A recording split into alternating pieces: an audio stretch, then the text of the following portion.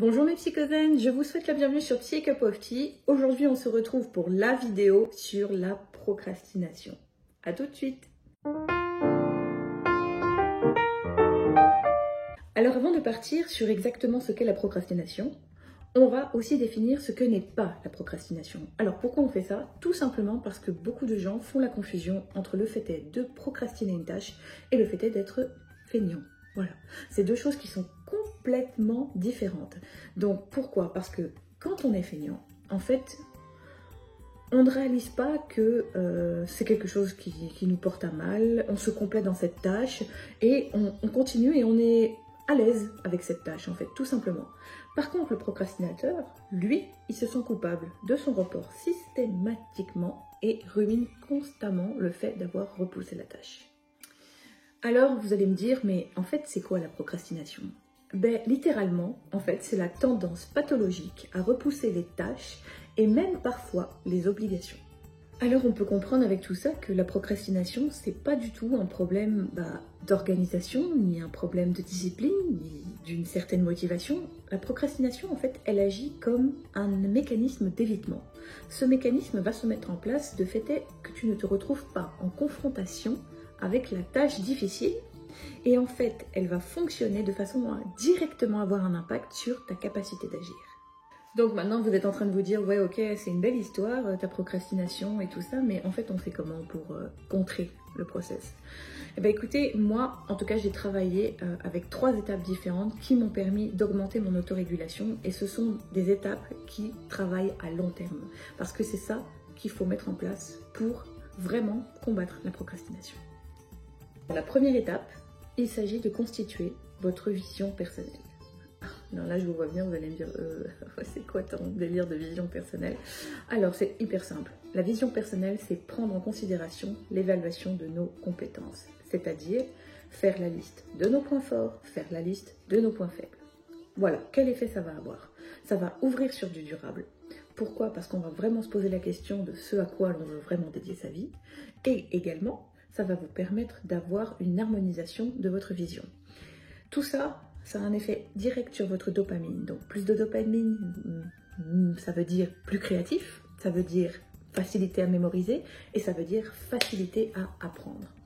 On est d'accord qu'il est vraiment très important de travailler sur nos points faibles, mais la mobilisation du point fort est beaucoup plus naturelle et on obtiendra facilement de l'engagement en travaillant en accord avec nos points forts. Ouais, c'est top ton truc, ok, cool, j'adore, mais je fais comment vraiment pour concevoir ma vision personnelle? Alors, j'ai réalisé 3 petits blocs, moi, voilà, j'ai pris un papier, j'ai dessiné ces 3 petits blocs et je me suis posé 3 grosses questions. Je me suis dit, quelle cause? Je voulais trouver ma cause. 1. 2, je voulais définir une vision. 3, je voulais créer un projet. Voilà, je vous prends un exemple, améliorer le stress chez les enfants et l'anxiété. Après, je me suis dit, ok, ça c'est ma cause. Puis, définir une vision. Est-ce que je veux devenir psy ou est-ce que je veux devenir coach? Ok, d'accord. Créer le projet, reprendre les études nécessaires à la définition de ma vision. Un autre exemple, voilà, les stats et une autre matière plombent ma moyenne. Ok, je dois reprendre les cours point par point et mettre le focus sur ces fonctions. Ça, c'est la définition de ma vision. Ensuite, obtenir 14 de moyenne générale en L3, c'est mon projet. Voilà. Je pense que vous voyez un petit peu comment ça fonctionne, tout simplement. C'est vraiment établir des règles, simples. Donc, trouver sa cause, définir une vision, créer le projet. Voilà. Alors, si vous vous demandez un petit peu comment définir la vision, parce que c'est la question qui reste le plus délicate, moi, je me suis posé les questions suivantes. Je me suis demandé qu'est-ce qui me passionnait ou ce qui m'obsédait. Je me suis vraiment dit qu'est-ce qui m'intéresse plus que tous les autres topics. Voilà. Qu'est-ce que je voulais prouver dans un sens et surtout quelles étaient mes forces. Voilà. Toutes ces questions-là vont vous permettre vraiment de définir votre vision et de dégager avec tout ça votre vision personnelle. Évidemment, le concept de dégager votre vision personnelle va vous permettre de dégager ce qu'on appelle l'happiness now. Donc l'happiness now, c'est quoi? C'est vraiment le bonheur au présent. Donc pourquoi? Parce que on va réaliser tout un petit groupe d'actions qui va en fait être en accord avec notre vision de vie, avec nos points forts. Voilà, tout simplement.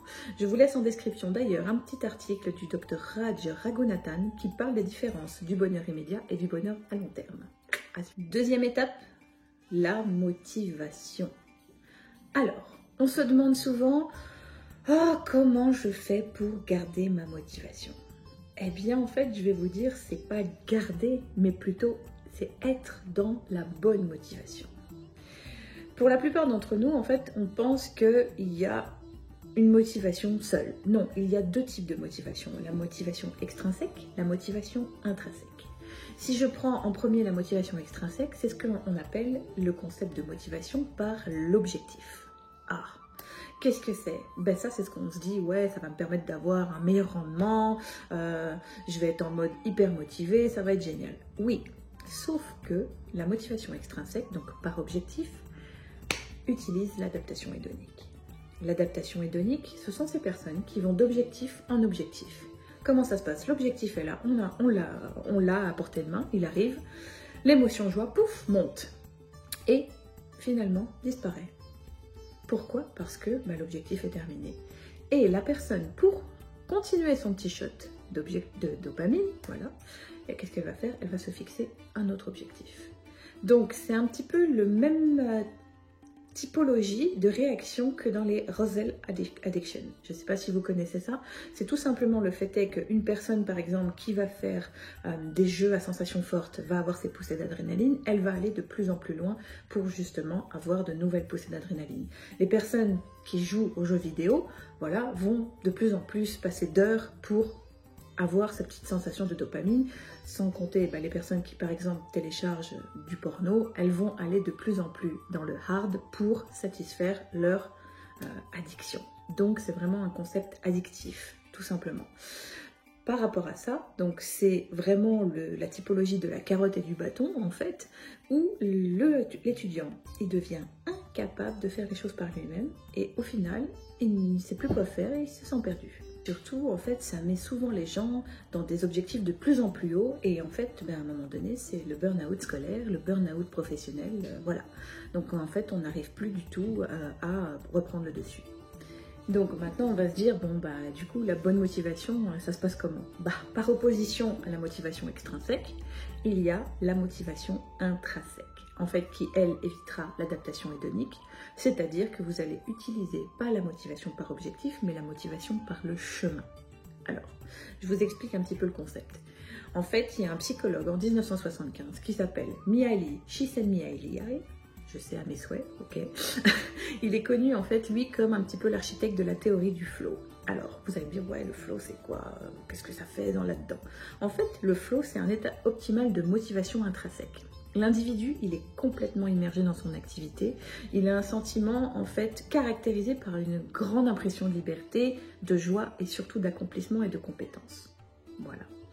En fait, durant tout ce laps de temps, pour lui, le temps va disparaître et ça sera vraiment une immersion profonde, une concentration profonde dans son activité. Donc le flow, c'est vraiment ce qui va vous permettre d'avoir une libération de dopamine beaucoup plus longue et donc de produire un état de satisfaction durable. Troisième étape qui va nous permettre de clôturer donc, cette vidéo sur la procrastination et de vraiment comprendre comment la combattre, ce sont le développement des ressources cognitives. Et là, vous allez dire, ça y est, elle part en vrille. Non, pas du tout. Je vous donne deux exemples tout de suite maintenant pour vous permettre vraiment de comprendre de quoi je parle. Alors, une personne qui souffre de procrastination, c'est une personne qui a peu de ressources cognitives. Une personne qui a une volonté de faire, c'est une personne qui, au contraire, a d'importantes ressources cognitives. Alors là, tout le monde va être apeuré, mais en fait, on est dans la merde, parce que si on regarde cette vidéo, c'est parce qu'on souffre de procrastination. Et bien justement, non. Vous n'êtes pas dans la merde, excusez-moi du terme, mais en fait, ces ressources cognitives, c'est un petit peu comme un muscle. Vous allez pouvoir les entraîner, vous allez pouvoir les renforcer, mais c'est vraiment l'outil qui est indispensable pour muscler votre autorégulation. Voilà. Alors là, tout de suite, la question qui va se poser, bien évidemment, c'est comment je peux faire, du coup, pour entraîner mes ressources cognitives? Eh bien, il y a une seule méthode. C'est la mise en place d'habitudes. Et là, tout le monde lève les yeux au ciel et fait « Oh non, des routines à mettre en place. Oui, des routines à mettre en place, mais il ne faut pas le faire n'importe comment. C'est ça en fait le problème, parce qu'aujourd'hui on se met des objectifs, on travaille avec une motivation extrinsèque, et du coup on envoie, et blac, on craque. Là le but c'est de mettre en place des habitudes, mais petit step par petit step. Et surtout de répéter plusieurs fois la tâche.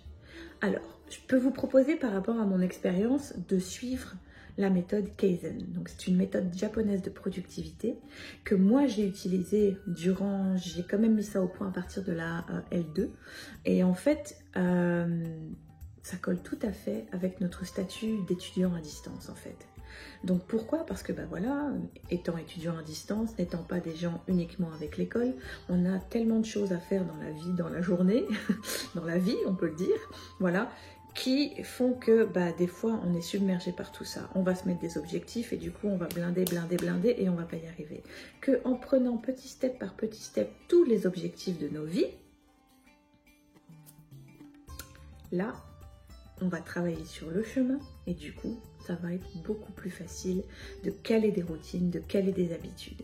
Mais ce qui est important surtout c'est d'y aller step by step. Voilà. Un petit résumé de tout ce que l'on a vu aujourd'hui pour se battre contre la procrastination, c'est tout simplement 1. Définir votre vision personnelle, donc qui va vers une motivation qui perdure, augmenter notre capacité d'agir. 2. Être dans la bonne motivation avec le flow. 3. Développer vos ressources cognitives. Voilà tout simplement ce qui va vous permettre aujourd'hui de vous battre contre la procrastination. Alors j'espère que vous y voyez déjà un petit peu plus clair sur notre amie la procrastination, parce que c'est devenu notre amie maintenant du coup, que vous avez déjà plein de petites réflexions là qui s'installent dans vos esprits et j'espère surtout dès maintenant. Voilà, ça serait super. Je vous souhaite donc un très bon brainstorming. Je pense que ça va cogiter très fort aujourd'hui. Je vous remercie d'avoir regardé cette vidéo et comme je le dis tout le temps, c'est avec le partage et le développement de soi-même qu'on acquiert les outils pour devenir notre meilleure version. À bientôt mes psychozen!